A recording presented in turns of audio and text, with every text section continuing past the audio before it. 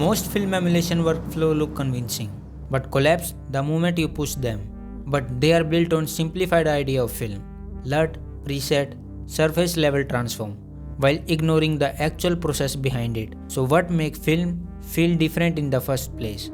Is it grain, color, contrast, or something deeper in how the image constructed? And if a film is processed from negative to print, what happens when that entire chain is missing? This is where the SumerFade comes in, a film emulation system built around how film actually behave, how light is captured, shaped, and translated into final image. In this video, we are not just applying a film look, we are building it step by step. Let's start by importing the plugin into our timeline. First, I'll set the correct input color space and input gamma. This footage was shot on ARRI camera, so I will use ARRI Log C3 and ARRI Wide Gamut 3.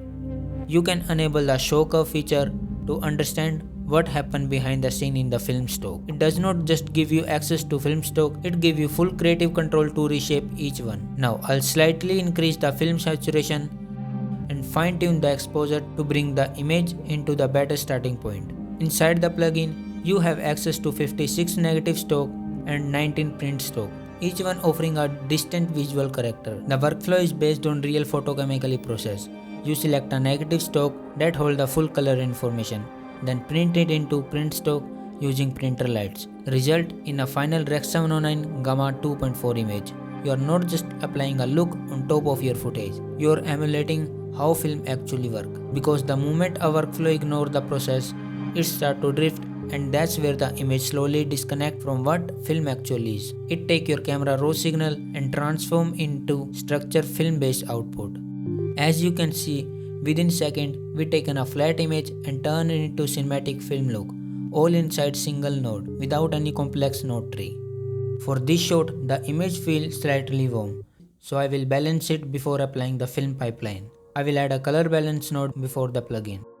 You can also balance inside plugin, but doing it beforehand gives you more control and keep the film node focused on look development. All primary correction, balance, power window, and noise reduction should stay before the film emulation node. Because once the foundation is misaligned, every adjustment after that becomes compensation instead of intention.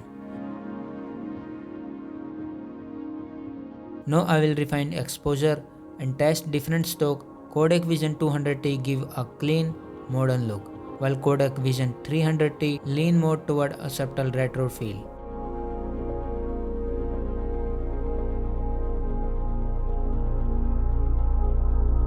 Using the split mix slider, you can shift the pivot point of your tonal response. Moving it toward the negative side, expand the split tone effect into highlights, while pushing it positive, extend it into shadow. This gives additional creative control beyond a traditional film pipeline.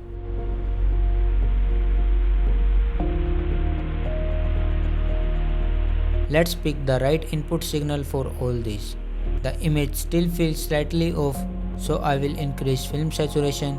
Here the skin tone are leaning a bit magenta, and since I want a warmer feel, I will gently push the skin hue slider toward the right. And here's the difference. Without a proper balance, the image feels overly warm.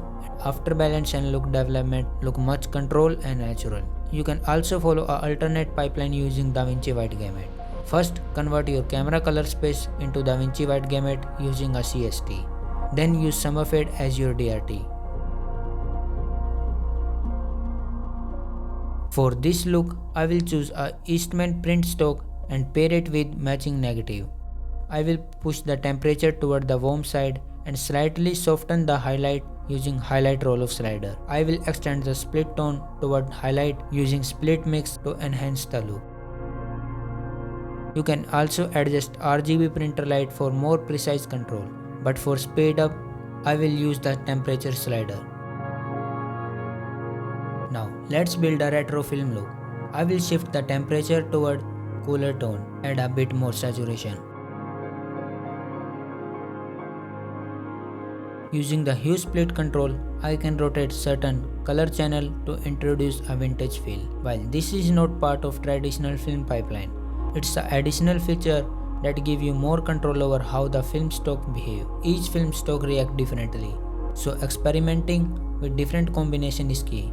Here I'm using a CST to convert into camera color space into DaVinci Wide Gamut and using SumerFade and bring it back from DaVinci Wide Gamut to Rec 709 as the part of film pipeline. But the key question is, does this actually change the result? Different workflow can lead to same result, but only if the underlying process remain consistent. Let's test it. First, I will work directly inside the plugin, setting the correct input color space and gamma, now adjusting printer lights and refining saturation. Then I will add a CST before the plugin and repeat the process.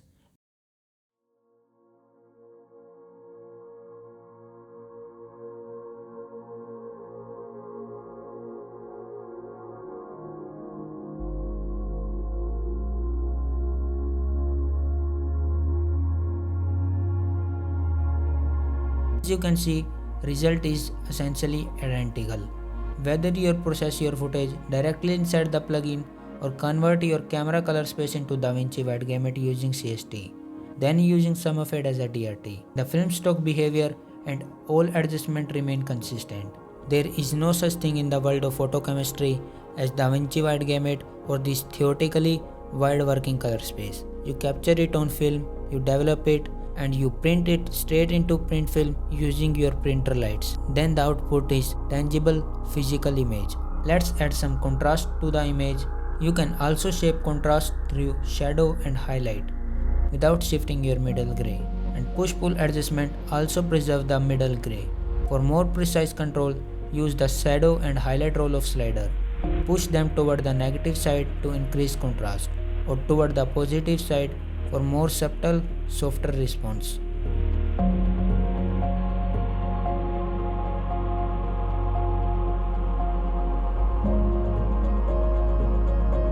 There's also a new preview feature in the print stock section.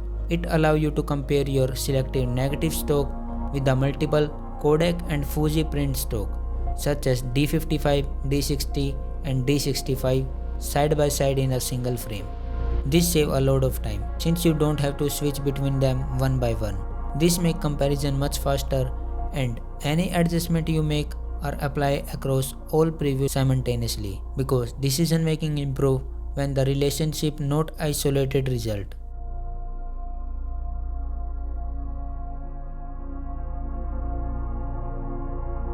On top of that, if you want to emulate film texture, add our film texture DCTL on the node. Enable film grain and adjust its strength. The grain is separated into RGB channel. This gives it more authentic film structure. You can also choose a different grain preset to change the size and the character of film grain. I don't want RGB film grain, so I will reduce the strength to 0. And finally, the film damage allows you to simulate dust, scratch and hair-like artifact, and even more analog character to your image.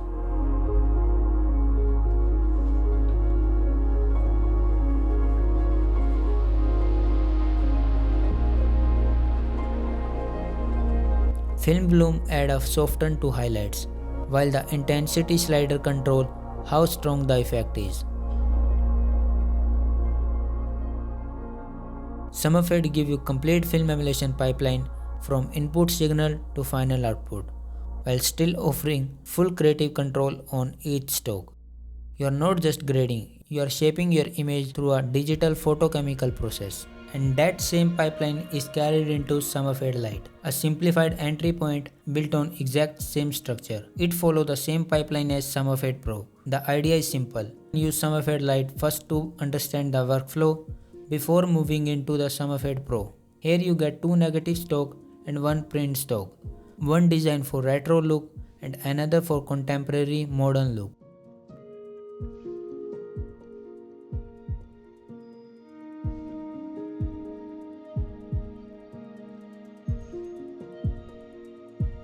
You also have highlight roll-off and shadow roll-off control, allow you to build deep shadow and smooth film-like roll-off in both the shadow and highlights. The highlight roll-off particular help reduce harshness and create softer, more natural highlight response. In addition, you get film texture tools like grain, halation, gate weave, and film damage, all within a single node.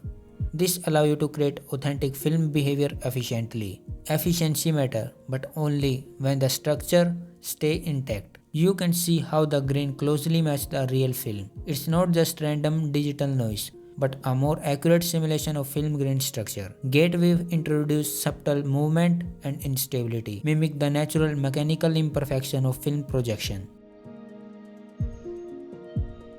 Film saturation follow our HSV based approach, letting you increase saturation without artificially boosting brightness of color. Finally, the input middle gray control is not the standard exposure adjustment. It reshapes the contrast curve to anchor middle gray stay low, helping you maintain consistent exposure and achieve more balance.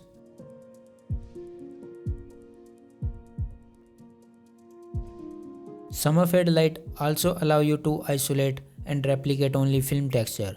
You can grade your footage underneath, then place SumerFade Lite on top and switch the processing mode to texture only. At this stage, the film pipeline is bypassed, so most of core grading control is disabled. This approach is designed specifically for texture application. You are separating structure from surface, so each part can be controlled without interfering with the other. You will notice that only film-related parameters such as film saturation, grain, and calibration remain active. While using SumerFade Lite purely to layer authentic film character on top, it lets you maintain full control over your base grade. As you can see, everything integrates cleanly and the grain hold a natural film-like structure rather than behaving digital noise. If you are a beginner and you are not familiar with color space, you can still work directly inside Rec 709 footage and wants to achieve a film look. There are no need to apply a CST beforehand or to convert into Rec 709 into DaVinci Wide Gamut. Plugin handle it internally. Simply select your input color space, Rec 709 or Rec 709 2020. You can use the full pipeline without any additional setup. From there, you can build a complete film emulation directly into your Rec 709 footage. You can also see how new density separation work. It allows you to maintain the red, green and blue channel independently, shaping exposure and density, especially in skin tone. All core control including film texture remain fully functional even on Rec 709 footage. The only limitation is that output is restricted to Rec 709 Gamma 2.4. Every system has boundary, but within those, consistency is what defines the result. And that's the SumerFade workflow. A complete film emulation pipeline from input signal to final output, built to behave like digital photochemical process, not just a film lookup table. Whether you are working in a camera color space, DaVinci Wide Gamut, or in Rec 709, the structure remains consistent, but the goal is not just to create a look. It's to build an image that holds together. There are free versions available if you want to explore the system and understand the workflow before moving deeper. And in the next session, we will go further into look development, break down how different film stock shape, tone, density, contrast, and color. Until then, let film be film, let digital behave like it.